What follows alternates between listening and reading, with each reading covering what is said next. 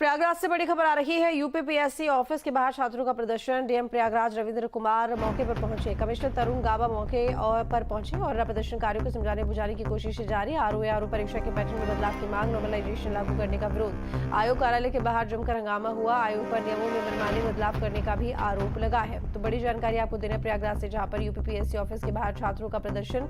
DM Prayagraj Ravindra Kumar मौके पर पहुंचे। कमिश्नर तरुण गाबा मौके पर पहुंचे। प्रदर्शनकारियों को समझाने बुझाने की कोशिशें जारी हैं। एआरओ परीक्षा के पैटर्न में बदलाव की मांग की जा रही है। नॉर्मलाइजेशन लागू करने का विरोध भी और आयोग कार्यालय के बाहर जमकर हंगामा। आयोग पर नियमों में मनमानी बदलाव करने का आरोप लगा है।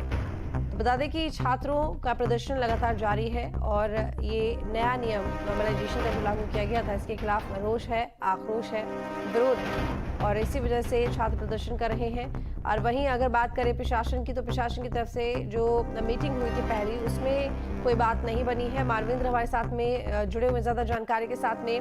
मानवेंद्र, जानकारी मिल रही है कि डीएम प्रयागराज रविंद्र कुमार मौके पर पहुंचे हुए हैं, कमिश्नर तरुण गाबा भी मौके पर पहुंचे हैं। किसी तरह की बातचीत भी हुई है प्रदर्शनकारियों के साथ में, समझाने बुझाने की कोशिश की गई है, क्या रहा?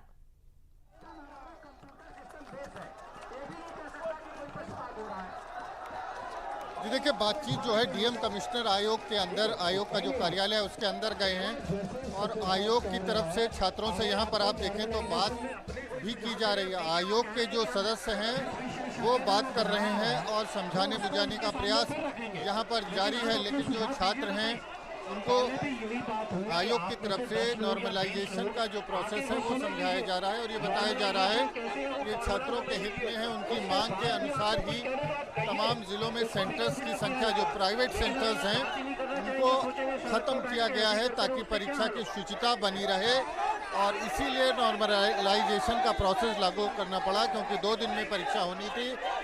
हालांकि जो यहाँ पर छात्र हैं वो मानने को तैयार नहीं है। उनका कहना है कि जब तक ये प्रक्रिया नॉर्मलाइजेशन जिसको कहा जा रहा है ये वापस नहीं हो जाती, तब तक वो यहाँ से नहीं हटेंगे। तो डीएम प्रयागराज रविंद्र कुमार, कमिश्नर तरुण गाबा यहाँ पर अभी काफ़ी देर तक छात्रों से बात करने के बाद अंदर, आयोग के अंदर गए हैं।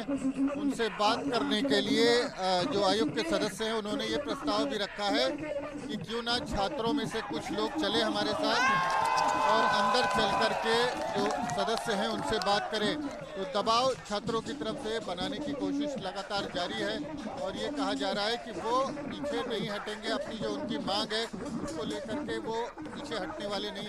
आप बताइए क्या स्थिति है? अभी तो बुलाया गया है, अंदर गए हैं कुछ जी? क्या करें? कुछ लोग अंदर गए हैं, कुछ लोग अंदर गए हैं। ये केवल और केवल ये मूर्ख बनाने के लिए, हमारे आंदोलन को दबाने का काम किया जा रहा है। ये सरकार अगर चाहे, जैसे पहले यहाँ पे एक समय था कि यहाँ पे यादव आयोग लिखने काम किया जा रहा था, आज हम कहते हैं पुरजोर तरीके से, जिम्मेदारी से, कि ये लोग गांजा फूंक कर बैठे हुए हैं। ये चिलम आयोग है। रात भर लड़के यहाँ पर भूखे प्यासे मरते रहे, कोई सुनने नहीं आया। केवल और केवल मूर्ख बनाने का काम किया जाता है। और आप देखिए, करोड़ों लोगों को यही महाकुंभ में एक दिन में स्नान कराने की पूरी व्यवस्था सरकार कर रही है। तो क्या लग रहा है की कोशिश? अभी सर देखिए, जो नॉर्मलाइजेशन की प्रक्रिया यहाँ पे ये लोग शुरू किए हैं, इसी को बेस मानते हुए सुप्रीम कोर्ट ने परीक्षा के बीच में नियम न बदलाव करने की बात कही है अभी जो है। और नॉर्मलाइजेशन में कौन सा प्रश्न किसके लिए कठिन है, किसके लिए आसान है, ये कैसे कोई डिसाइड कर सकता है? प्रयागराज यूपी गवर्नमेंट के पास इतनी व्यवस्था है कि वो करोड़ों लोगों को कुंभ में व्यवस्था दे सकती है। 6 लाख परीक्षार्थियों के लिए व्यवस्था नहीं कर पा रहे हैं। ये किस प्रकार का व्यवहार है? लोक सेवा आयोग के जो संजय श्रीनेश जी अध्यक्ष हैं, वो कल से निकल के नहीं आए हैं। रात भर यही छात्र आंदोलन पर रहे, सड़कों पर रहे, कोई सुनवाई करने वाला नहीं आया, कोई सुनने वाला नहीं आया। आप क्या सर, इन पर भरोसा नहीं किया जा सकता। अभी हाल ही में इन्होंने पीसीएसजे की कापियां बदल दी हैं अपने चहेतों को अंदर करने के लिए। साथ ही साथ ये हर पेपर में 15 सवाल गलत पूछते हैं। यदि ये सवाल ही गलत पूछेंगे तो पता लगा पहली शिफ्ट में कम सवाल गलत पूछे हैं, अगले में बहुत सारी सवाल गलत पूछे हैं, तो इस हिसाब से कैसे बच्चों का चयन कर पाएंगे? और ये कह रहे हैं कि अभी जो बात कर रहे थे आप लोगों से, वो कह रहे हैं कि हमने इसीलिए व्यवस्था लागू की है ताकि जो पेपर लीक जैसी चीज़ें हैं वो ना हो। आप लोगों ने मांग करी थी कि प्राइवेट जो सेंटर्स है वो ना बनाए जाएं, तो प्राइवेट सेंटर खत्म किए, इसलिए नॉर्मलाइजेशन लागू। पेपर लीक भी सरकार की नाकामी है सर। अगर आपकी उंगली में चोट लगेगी तो हाथ नहीं काटा जाएगा, ये हमारा हाथ काट रहे हैं। आप एक घटना, एक बुराई को मिटाने के लिए दूसरी बुराई मत थोपिए। तो कैसे लग रहा है कि उसमें धांधली हो जाएगी? बिल्कुल सर, ये अभी पीसीएस की कॉपी बदल दिए थे अपने लोगों को अंदर करने के लिए। आप जब आयोग पर भरोसा ही नहीं करेंगे तो यहाँ पर जो परीक्षाएं होंगी सब पर सवाल उठेंगे। सर नहीं सर, एक शिफ्ट में एक दिन परीक्षा हो और तब हम लोग इन पर भरोसा करेंगे, वरना ये अपने चहेतों को नंबर बढ़ा देंगे और कहेंगे कि उनका पेपर कठिन था। कौन देखने जाएगा सर? जब ये पीसीएस की मेंस की कॉपी बदल देते हैं, सुप्रीम कोर्ट से वो कॉपियां चेक करवाई जा रही हैं, हम इन पे कैसे भरोसा कर लें?